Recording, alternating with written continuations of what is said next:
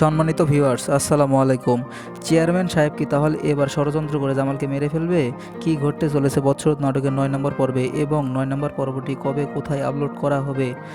আপনারা কি করলে সবার আগে দেখে নিতে পারবেন, সব কিছু আপনাদেরকে জানিয়ে দিব আজকের এই ভিডিওতে। তাই দর্শক বন্ধু, আজকের ভিডিওটি না টেনে শেষ পর্যন্ত দেখুন। আর যারা আপনারা আমাদের চ্যানেলে নতুন দর্শক, তারা অবশ্যই চ্যানেলটি সাবস্ক্রাইব করে পাশে থাকবেন। তো বর্তমান সময়ে ঈগল ইসলামিক টিভিতে দেখতে দেখতে বৎসরত নাটকের ৮টি পর্বে আপলোড করা হয়ে গেছে। ৮ নম্বর পর্বে অনেক ধামাকাই ঘটনা ঘটেছে। তো দর্শক বন্ধুরা, আপনারা যারা এখনও ৮ নম্বর পর্বটি দেখেননি, খুব তাড়াতাড়ি দেখে আসেন।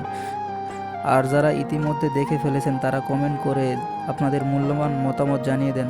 তো বন্ধুরা, এদিকে মায়া কিন্তু প্রথম জামালকে অপছন্দ করলেও মায়া যখনই জানতে পারছে জামালের সৎ পরিবার জামালকে চিরতরে মেরে ফেলে তার জায়গা সম্পত্তি আত্মসাৎ করতে চায়, তখন থেকে মায়া জামালকে ধীরে ধীরে ভালোবাসতে শুরু করে এবং মায়া চেয়েছে যেন জামালকে সবসময় নিরাপদে রাখা যায়।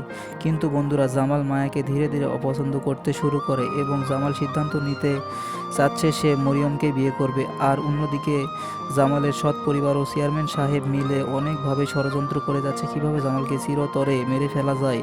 তো কি হতে চলেছে আগামী ৯ নম্বর পর্বে? ৯ নম্বর পর্বটি সত্যি সত্যি কি চেয়ারম্যান সাহেব মেরে ফেলবে, নাকি শেষ পর্যন্ত জামাল ও মায়ারই জয় হবে? এই সকল কিছু মিলে জমজমাট কাহিনী হতে চলেছে আগামী ৯ নম্বর পর্বটি। তাই দর্শক, কেউ আগামী ৯ নম্বর পর্বটি মিস করবেন না। এখন আপনারা ভাবছেন কখন কিভাবে আসবে বৎসরত নাটকটির ৯ নম্বর পর্ব, সেটি আমি আপনাদের এখনই জানিয়ে দিব। তো জানিয়ে দেওয়ার আগে আমাদের চ্যানেল নতুন হলে অবশ্যই সাবস্ক্রাইব করে দিবেন।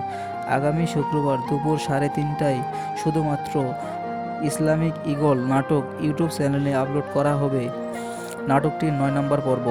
আপনারা কে কোথা থেকে দেখছেন, অপেক্ষা করছেন, সেটি অবশ্যই জানিয়ে দিবেন কমেন্টে। আর যারা শুরু থেকে বৎসরত নাটকটির একটি পর্ব মিস করেননি, তারা কমেন্টে বলে যেতে পারেন নাটকটি আপনাদের কেমন লেগেছে।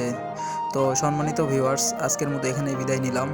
সবাই ভালো থাকবেন, সুস্থ থাকবেন। আল্লাহ হাফেজ।